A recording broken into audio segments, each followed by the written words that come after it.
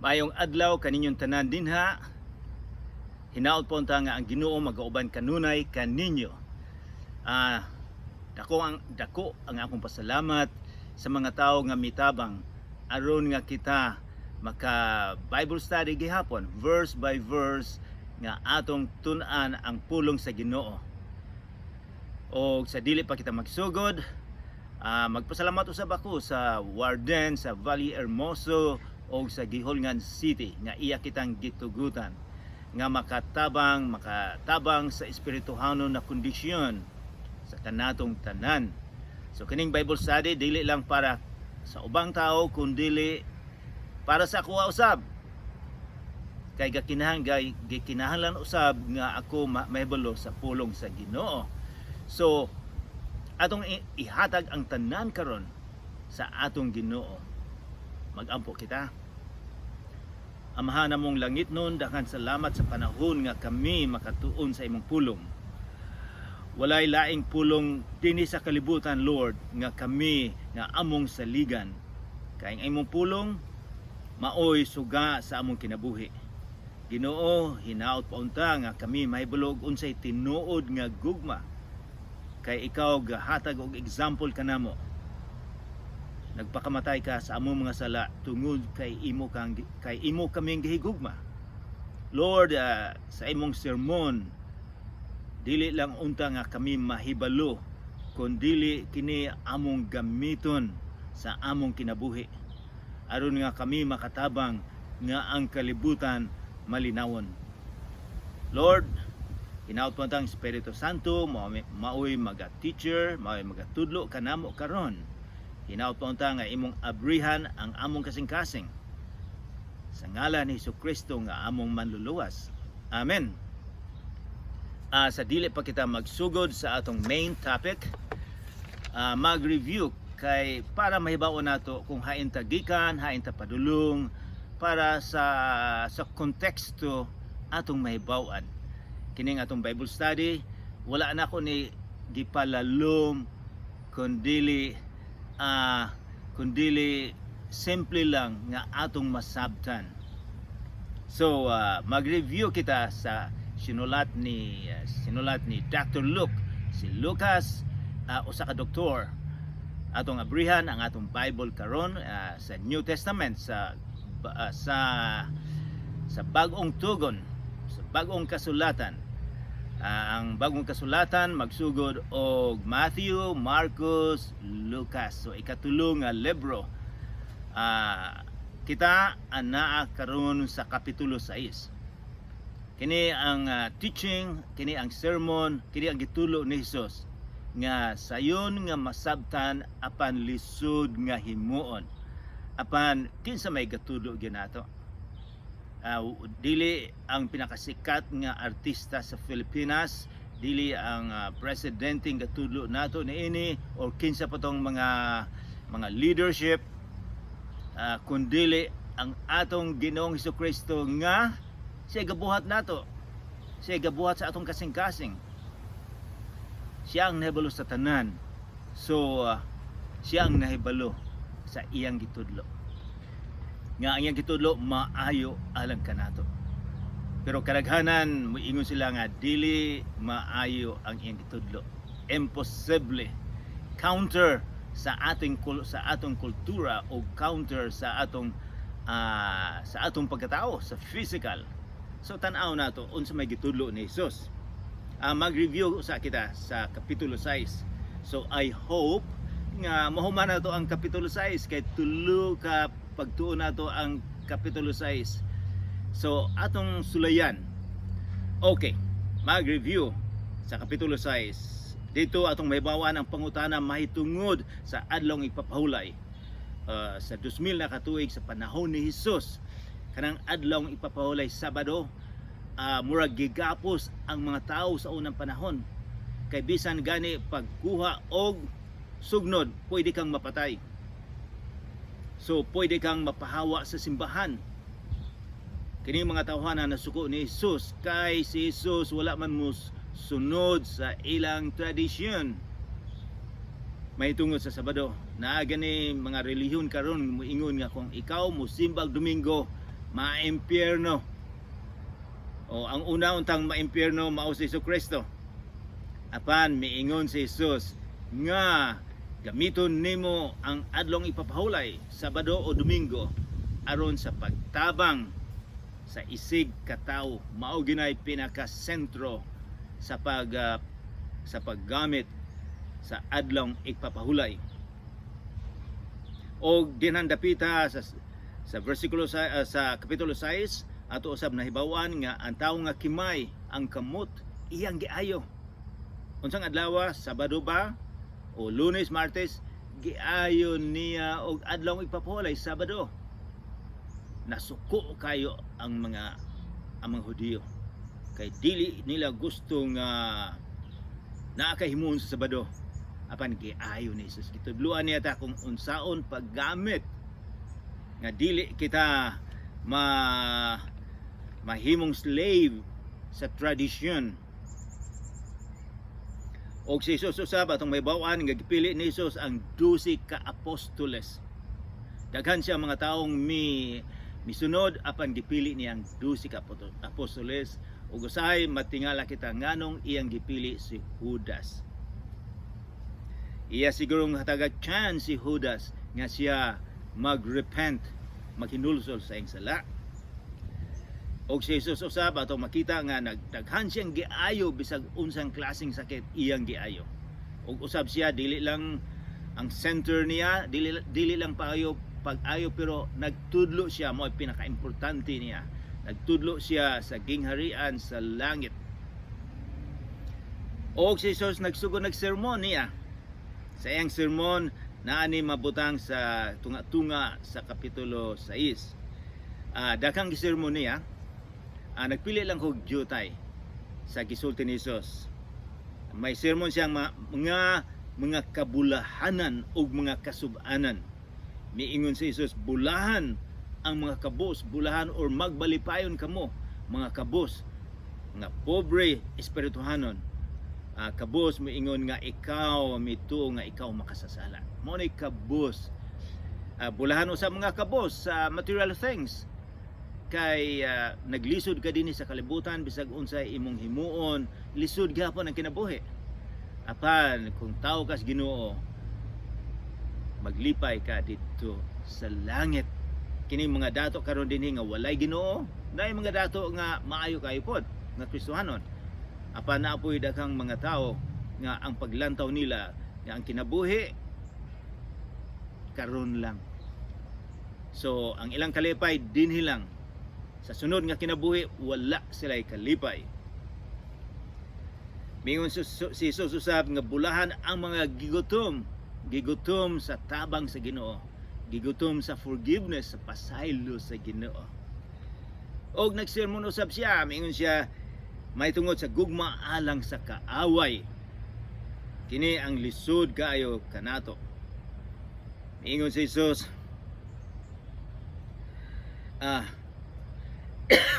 gugma lang sa kaaway ug buhata ang maayo alang ni adtong nagdumot kanimo.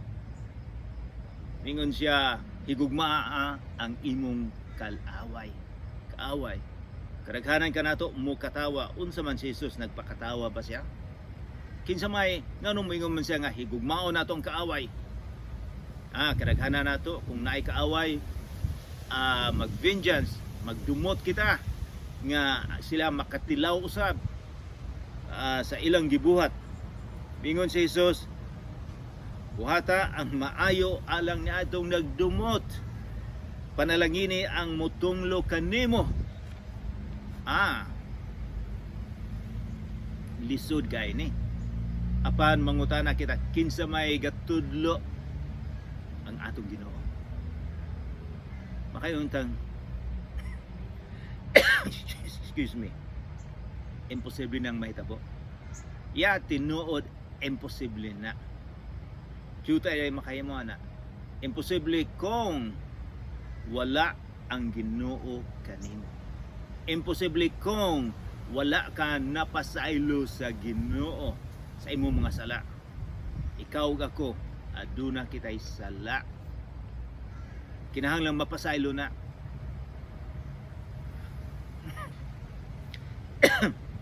gihimo ni Hesus dito sa Kalbaryo, kung kita mo tuo musalig sa gihimo niya, mapasaylo kita. Og ang Espiritu Santo maoy dumala, musulod sa atong kasing-kasing. Ang Espiritu Santo ang mutulod kanato, mag-drive, mag-motivate nga kita makapasaylo. Sa imong kaugalingon lamang dili na mahitabo, kundili tabang sa atong Ginoo. Unsa may mahitabo sa kalibutan kung kita makapasaylo sa atong mga kontra. Diba utopia, kalinaw sa kalibutan. Kung di ka makapasaylo, you know what? Sa tibok nimong kinabuhi, magngot-ngot ang imong kasing-kasing. Aduna kay spiritual sickness, walay kalinaw sa imong kaugalingon. Apan kung makapasaylo ka, makapahiyom ka sa kinabuhi. Imagine, mingon sa panalangini ang mutunglo kaninyo. Mingon sa buhatang ngadto sa mga tao ang gusto ninyo, nga buhaton nila nga na kaninyo. Utrohon ako ning the golden rule. Mingon si Jesus, buhaton ngadto sa mga tao ang gusto ninyo nga buhaton nila nga na kaninyo. Buhaton nimo. Siguro ang kalibutan malignawon. So mato na kita karon sa versikulo 37 atong sugdan. Kini continuation gyapon ni sa sermon sa atong Ginoong Kristo. Mingon siya, ang title ani sa paragraph mao ang paghukom sa uban, paghukom, pagsaway. Unsa may ang gitulo mahitungod sa pagsaway sa mga tao? Maayo ba ni? Mingon siya sa versikulo 37. Guys, naa na ba mo dinha sa versikulo 37? Basahon na to. Ayaw kamo paghukom sa inyong isig katao. Ayaw kamo pagsaway. O kamo dili hukman sa Dios. Ayaw pakasada ang uban. O kamo dili pakasadon. Pasaylua sila o kamo pasayloon usab. Ang mga tao nga walay Ginoo dili makapasaylo. Kung mo pasaylo kita, unsa may gisulti ni Jesus mahitungod sa pasaylo? 70 times 70 ba?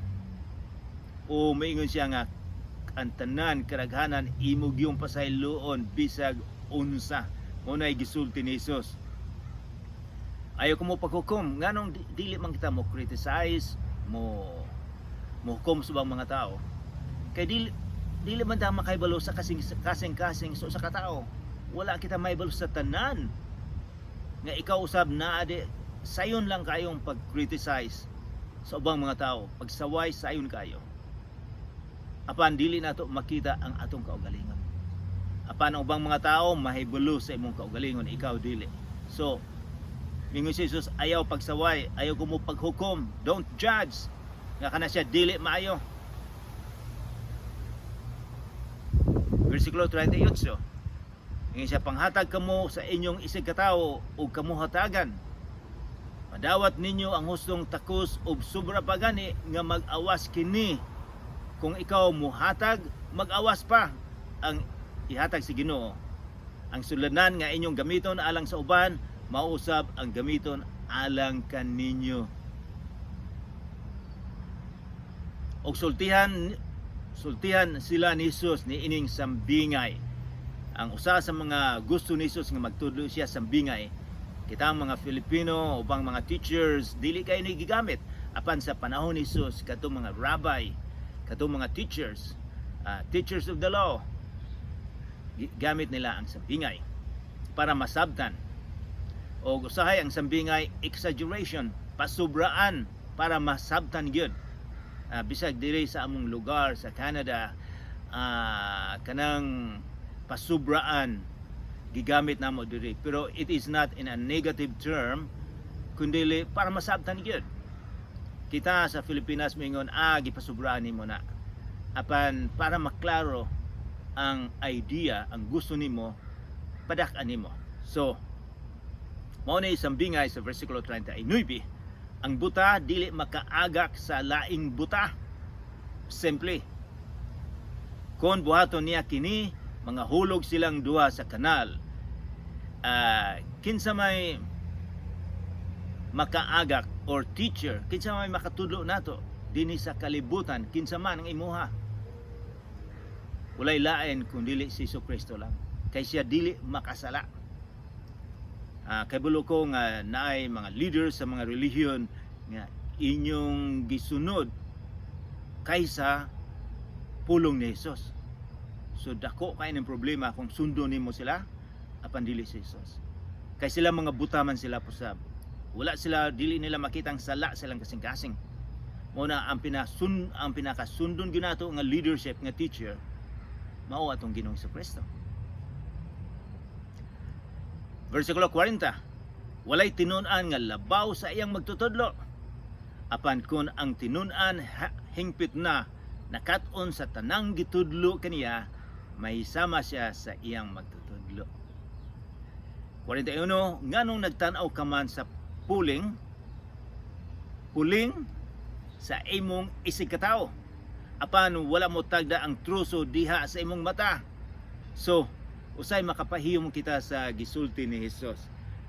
Puling nga gamay kaayo nahitabo sa mata, ug miingon siya gikumparar niya nga ikaw adunay dako kayong truso sa imong mata. So mo na exaggeration nga gipasubraan para may bawaan nato nga ikaw kung dali kang mo criticize, mo saway sa uban, nga ikaw usab naa man kay problema, na kay dako kay problema, dili lang nimo makita. Pero ang ubang mga tao makita nilang problema nimo. So be careful, mag-amping ka. Imo sang susyon ang imong kaugalingon. Usa ka mo abri sa imong baba, usa ka sa wayon nimo ubang mga tao. Mao ni gisulti ni Jesus. Kay naa man kay problema usab. Kinsa may walay problema, kinsa may walay sayop dinha sa Pilipinas. Kitang tanan sa kalibutan, ikaw ug ako daghang sayop. Mao nang mag-amping kita sa pag-criticize. Mas maayo lang nga dili kita mag-criticize. Kay kung i-criticize ka, i-criticize nimo sila, sila usab musaway nimo sa ubang mga silingan. So mag-amping kita. Labi na sa ato sa mga villages, sa mga baryo-baryo. Kung walay nahimo sa usa ka adlaw, maglingkod-lingkod, mag-istoryahanay na. Si Tampulano mauni na hitabo, nakita namo si Kuan nga naay babay. So mag-amping kita kay makadaot na. Versikulo 42. Unsaon mo man pag-ingon sa imong isig katao, ambi ako'y pagkuha sa imong puling. Dili ko sigurado unsay pronunciation, hay na accent. Puling or puling. Murag puling siguro na. Nga wala ka man gani makakita sa truso nga ana sa imong mata. Kaugalingong mata, tigpa karon ingnon, hypocrisy, hipokrito. Ingon si Jesus. Kuha una ang truso nga ana sa imong mata aron makakita kapag ayo ug makuha mo ang puling sa imong isig katao. Mao ni sa panahon ni Jesus katong mga relihiyoso, mga rabbi, mga religious leaders, mga Fariseo, kusog sila kay mo criticize mga tao. Apan sila usab ang ilang gihimo puro pakitang tao lamang, wala sa kasing-kasing. Sumingon si Jesus, kamo mga hipokrito. Dili lang sa unang panahon kundi kita usab karon nga makaingon kita nga sige kong masimba, sige kong musimba, sige kong magampo. Maayo ang sinina nako nga magmuadto sa simbahan apan wala day epekto sa kasing-kasing nimo. So tanawa sa imong kaugalingon. So ayaw pagpanaway. Versikulo 43, ang title ani, ang kahoy maila sa bunga. Kay balo dayon kita. Ang kahoy kung unsay mangga, may balo kita nga ang prutas mangga o ang uban pa. So mao ni ni Jesus. Ang maayo nga kahoy dili mamungag walay pulos nga bunga. ang masakiton nga kahoy dili usab mamungag maayong bunga. Wala siya may kini siya buti pasabot tao ang giingon ni Jesus, dili katong bunga, dili ikaw. Ang maayong nga kahoy, ang maayong tao, maayo usab ang bunga, ang gikan kung unsay gikan sa kasing-kasing mao usay mugwa. Versikulo 42, ang matag usa ka kahoy or matag usa ka tao ato lang inong tao maila sa kaugalingon niyang bunga. Mahibaw natong usa ka tao tungod siyang kinaiya, tungod siyang gibuhat. Dili ka makapupo og igos gikan sa sampinit o ubas gikan sa kudyapa. Grapes kining nasa likod nako ron mao nay grapes nga decorative or grapes nga mahimong jam, mahimong ibutang sa supas. Dili pa hinog kaayo ron ang grapes.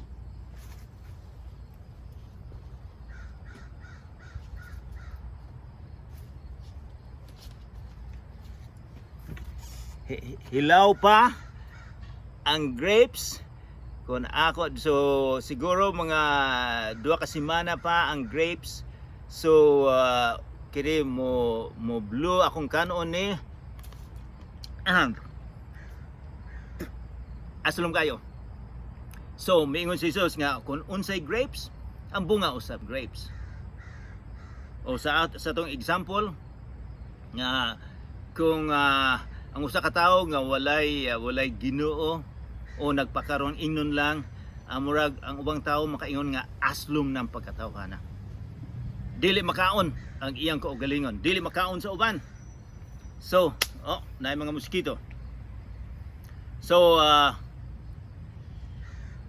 versikulo 45, ang maayong tawo giklaro na gyud niya konteksto. Magsultig maayo gikan sa maayong mga butang nga anaa sa iyang tiil, sa iyang ulo, sa iyang kasing-kasing. Apan ang tawo nga dautan magbuhat og dautan gikan sa mangilad nga mga butang nga anaa sa iyang kasing-kasing.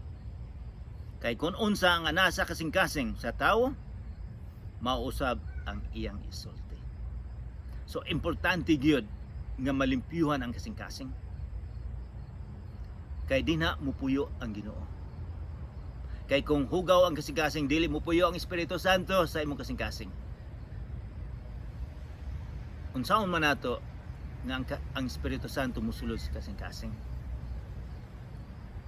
Kung atong ang kunon nga kita makasasala, nga kinahanglan kita og pasaylo og sa atong pagtuo o pagsalig sa gihimo ni Jesus dito sa Kalbaryo, ang dugo nga iyang gidagas miagas mo'y makapalimpyo sa atong kaugalingon. Kung kita mo to musalig sa tibok natong kasing-kasing, atong hangyoon ang atong Ginoong Jesucristo nga mosulod sa atong kasing-kasing. Siya ang magbago, dili ikaw, kundi ang Espiritu Santo nga naa sa imong kaugalingon. Mao na gingon born again, nagbago ka, dili tungod sa imong gihimo kundi sa Espiritu Santo nga mao'y nakapabag-o kanimo. Continuation. Ang title ni ining paragraph, ang duha ka magtutukod og balay. Balay ni mingon balay pero sambingay ni. Tao ang giingon ani. Tao nga walay Ginoo, tao nga adunay Ginoo. Versikulo 46. Nganong magtawag man kamo kanako? Nganong nagtawag man kamo kanako? Ginoo, Ginoo. Nga dili man kamo mobuhat sa akong gisugo kaninyo. Singanong nagpakarong ingnon man mo nga Kristiyanos nga dili man mo mutuon ni Jesus, wala man mo mobuhat sa iyang gisugo. Ipakita ko kaninyo sa unsa mahisama ang tao nga moduol kanako, unya mamati sa akong gisulti og mutuman niini. Moduol, mamati og mutuman, tulo ka butang nga giingon ni Jesus. Kini tawhana nga moduol, mamati, ningi siya ipakita ko kaninyo sa unsang mahisama ang tao nga moduol kanako, unya mamati sa akong gisulti og mutuman niini. 48. Sama siya sa tawo nga nagtukod og balay. Nagkalot siya lalom og ipahilon na niya ang sukaranan diha sa ibabaw sa bato. Sa dihang mibaha ang suba og mihasmag niining balaya, wala kini matay og kay maayo man ang pagtukod. Sa atong panahon karon, kung maghimo kag balay kinahanglan isemento lalom kaayo. Sa among lugar diri, ang among syudad, sa unang panahon pila ka libo ka tuig, lake ni lanaw. Sumao na nga ang mga balay dinhi, mga building namo, ang foundation lalom kaayo. Mao na kung naay bagyo, naay earthquake, dili mga tumba dayon. Niadtong Disyembre dako kaayong bagyo miagi sa Pilipinas, naguba ang Northern Mindanao, Bohol, Cebu, parts sa Leyte, Negros, parts sa Palawan, Himalalod, Giholngan, unsa pa nang uban, Bais. Naguba sila. Daghang mga balay akong nakita ang nang lupad. Kay ang foundation dili man maayo. Dili man strong. Mao pa na usa ka tawo. Ingon si Jesus, wala sa may balay kundi ang usa ka tawo. Nga kay ikaw ug ako sa atong kinabuhi moabot ang uno sa atong kinabuhi. Unsa may imong himuon kung usa ka tawo wala siya foundation, wala siya gikapta sa atong Ginoong Kristo. Kung ang bagyo sa kinabuhi moabot, maguba dayon siya. Mao na mo ni gingon ni Jesus nga kita ang atong angkla sa barko ko sa una, angkla importante kaayo. Kung hain ihulog ang angkla kay kung moabot ang bagyo, ang barko dili madaot kay nagkaput man og bato. Kita usab kung moabot ang bagyo sa atong kinabuhi kay moabot yun ni sa usag-usa, kinahanglan ang atong foundation dili sa atong relihiyon kundi sa atong Ginoong Kristo. Mingon siya sa 49, apan ang tawo nga namati sa akong gisulti, hey namati, gwapo, maiba, namati siya og dili mutuman, pero dili mutuman ini. May sama sa usa ka tawo nga nagtukod og balay diha sa yuta nga walay butangig sukaranan, walay foundation, walay batu, walay semento, dili ligon. Sa dihang mihasmag niini ang baha, napukan dayon kini og hingpit ang pagagunob sa maong balay. Mao'y giingon ni Jesus. May sama katong mga tao nga naminaw, naibulo sa pulong si Ginoo pero walay gihimo, nasa ulo lang pero wala sa kasing-kasing. Ngayon siya mapukan dayon og unsa gingon na hingpit ang pagagunob sa maong balay, sa maong pagkatawo. So unsa may imong himuon karon? Hain man ka musalig ba ka sa imong kaugalingon nga ikaw may abilidad? Musalig ba ka sa imong kaugalingon nga ikaw nakahuman og university? Nagsalig ka ba sa imong kaugalingon nga imong sweldo dolyar, dako kag sweldo, o sikat ka sa katilingban? Mao ba dinha ka ba musalig? Mingon si Jesus, mapukan ka. Kundili anak kita musalig sa atong Ginoong Kristo. Mao nay pinaka major lesson karong adlaw, mag-ampo kita. Amahan mong langit nun, hinaot pa ta nga kami dili lang maayong maminaw mubasa kung dili kami musunod kanimo, Lord. Hinaot po ta nga ang mga tao nga naminaw niini, hinaot po ta nga ilang imbitahon ka nga musulod sa ilang kasing-kasing. Aron kung may bagyo sa kinabuhi, dili sila mapukan, kundi they are still stronger sa kinabuhi. Na magamit nimo sila, magamit kaming tanan sa imong gingharian. Ngalan ni Kristo nga among manuluwas, Lord, nagpanalangin ako na imo silang ubanan karon. Sa ngalan ni Jesus, in the mighty name of Jesus our Lord. Amen.